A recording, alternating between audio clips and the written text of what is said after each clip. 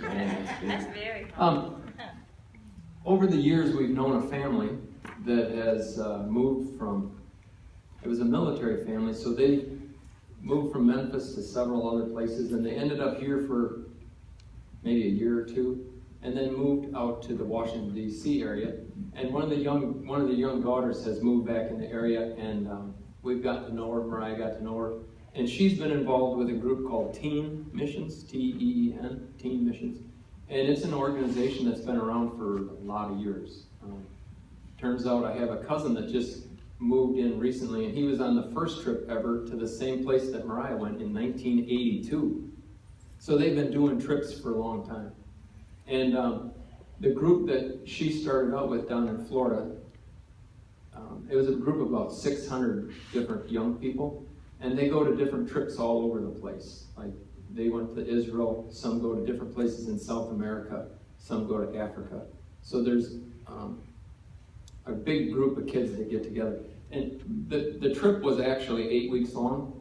They spend the first 2 weeks down in Florida, and they call it boot camp. So they live in tents, no air conditioning, no building. They got their water for showers and stuff out of this, and I think there's a picture of the pond. I mean, it wasn't even a lake, it was a pond, kind of nasty water. So they spent time there getting to know the different people on their team and learning how to do some of the different things that they would be doing. Like her team was going to do some block laying, so they learned how to lay blocks down there and stuff like that. They also are big on getting you started in doing daily devotions. So in the morning they spend time doing devotions every day. They also, and we forgot to tell people Friday, they also had to memorize 40 verses.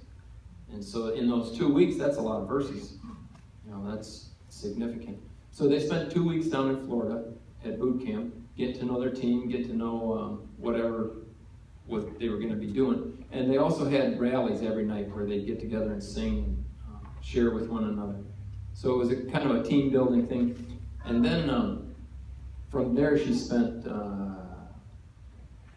5 weeks in Israel. So they all flew over together, and she'll show some slides from some of that. And then they came back and spent 4 days kind of doing a debriefing. So they kind of spent 4 days down in Florida going through what they learned and recovering from, you know, jet lag, getting back on your feet here.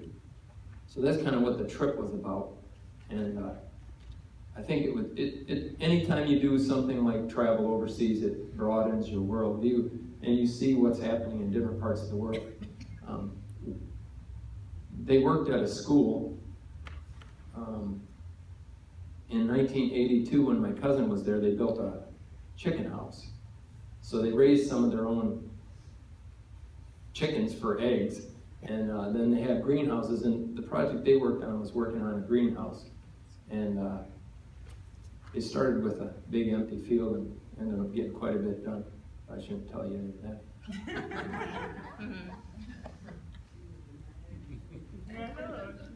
Some of them they don't do, this is a work mission, and some of them are evangelizing, some of them are like health relief, so they do feet washings, or, you know, so different missions are different depending on where you go. Teams go to different places to do different things. Yeah.